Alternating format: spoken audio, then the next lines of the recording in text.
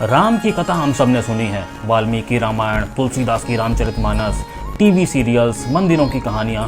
लेकिन भारत के गांवों, जंगलों, पहाड़ों और नदियों के किनारे कुछ ऐसी लोक कथाएं जन्मी हैं जो किसी ग्रंथ में नहीं हैं बल्कि पीढ़ियों की जुबान पे बसी हैं। ये वो कहानियां हैं जो कभी किसी दादी ने अपनी पोती को सुनाई होंगी। इनमें से पहली कहानी जुड़ी है माता सीता के जन्म से।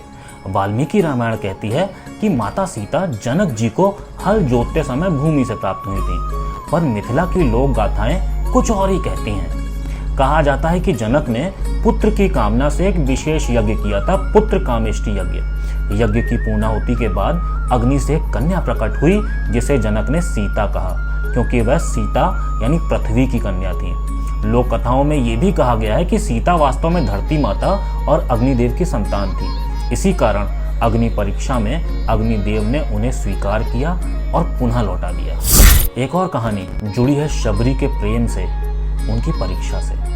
शबरी ने बेर राम के खाए, ये तो सब जानते हैं, लेकिन क्या आप जानते हैं कि उनके गुरु मतंग ऋषि ने एक कठिन शर्त रखी थी, तभी शबरी राम से मिल सकती थी। मतंग ऋषि ने कहा था कि जब तक इस जंगल का हर पत्ता, हर पत्थर राम के स्वागत योग्य न हो जाए तब तक प्रतीक्षा करना। शबरी ने वर्षों तक पूरे वन की सफाई करी, उसे सजाया।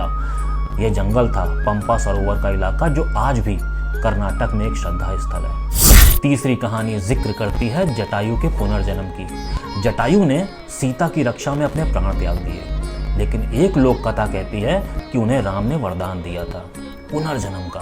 तमिलनाडु के कुछ गांवों में मान्यता है कि जटायु फिर से एक पक्षी बन के लौटे और उनका वास आज भी उस क्षेत्र में माना जाता है। वहाँ हर साल जटायु पर्व मनाया जाता है, जहाँ लोग एक विशेष पर्वत पे चढ़ते हैं और पक्षियों को अन्नदान करते हैं। और एक विशेष लोक कथा बात करती है रावण की बहन शूर्पणखा के अंत की। शूर्पणखा की नाक कटने के बाद की कहानी सबको पता है, लेकिन एक कथा में कहा गया है कि शूर्पणखा ने भक्ति का मार्ग चुन लिया।